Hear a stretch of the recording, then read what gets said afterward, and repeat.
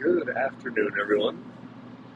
So, on my heels of my last video where I didn't have any answers, I think I might as well talk about something else that I also don't have any answers for, which is probably going to be different from a lot of people because everybody has answers for the Russia Ukraine issue, and honestly, I don't. And a good part of the reason there is because I don't think there is a good choice. I don't think there's a good choice for the United States. Do we get involved? Do we not get involved? I don't think there's a good choice for the rest of the world either. Because I really see both sides of the argument for the people that don't want to get involved and people that do want to get involved. Um, I'm not a huge interventionalist myself, and I don't want to get super political here, and I'm going to try not to. I'm going to kind of keep things general, but I I get why people don't want to get involved. It's because we've had, 2 decades of war in countries that, you know, I understand why we went. I don't understand why we stayed. Um, and that's, again, I don't want to get too political there, but I, I really feel like we've learned our lesson, especially about things like nation building and intervening where we don't need to. On the other hand, we've got this country that, for all intents and purposes, is a first world nation. They're a democracy. I don't know the ins and outs of Ukrainian politics by any stretch, but they seem fairly democratic. They're not being aggressive towards anyone. And then you have this other country that is less democratic, and they're being aggressive towards this other country that, to me, in my kind of perception,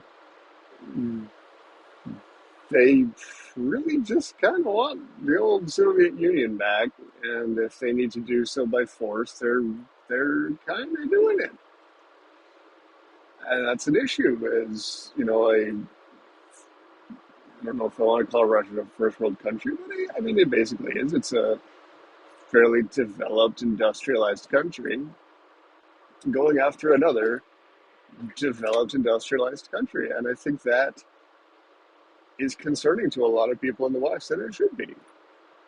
We haven't seen aggression between, in Europe like this since, the 30s and 40s. So that is very concerning. And I understand completely why some people would say, hey, we need to go over there. We need to sort this stuff out. And to be honest with you, if Russia wasn't a nuclear power, I would kind of be on board with that. But Russia seems to be run by someone who is, at the very least, not that concerned with the consequences of his actions. And I could see that man lashing out with nuclear weapons. And that would be a problem, as we all know from the Cold War, where mutually assured destruction was established and is still a thing. So, again, do I have any answers at all? Anything useful to say? You're not really. But kind of what I did want to say was that, especially online, there's people on both sides of the argument who are treating the others like they're insane or like they're bad people. And that's not the case. They're Both sides are completely valid in their concerns. So,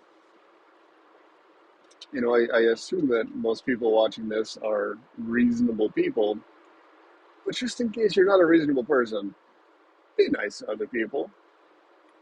one of the things that I've come to learn in my life, and it's taken me some time, is that most people hold their opinions in good faith. They might be completely wrong. They might even hold, beliefs and opinions that you find to be abhorrent, and that's fine. You can have that opinion, but before you start arguing with them, just remind yourself that the reason that they believe that thing is probably not because they're a bad person, but because they think that what they believe is good. And, I hold opinions that when someone's opinion runs counter to it, I think that's terrible. But for the most part, the people holding opposite or conflicting opinions are not doing so because they're bad people. Maybe they're misinformed. Maybe we just have really, really different outlooks on life. But their opinions are theirs for what they think is the best. So be respectful of others. I'm not going to claim that I have a perfect track record on that. I certainly don't. But, try to be respectful of others. And if they're not respectful of you in return, the conversation might not be worth it. It's another topic for another day is when do you just kind of drop it and move on. But I think I've said all the completely useless stuff that I had to say now. And just in case you happen to like any of this, you can like, comment, subscribe, etc., etc. Adopt an orphan. And I will talk to you later.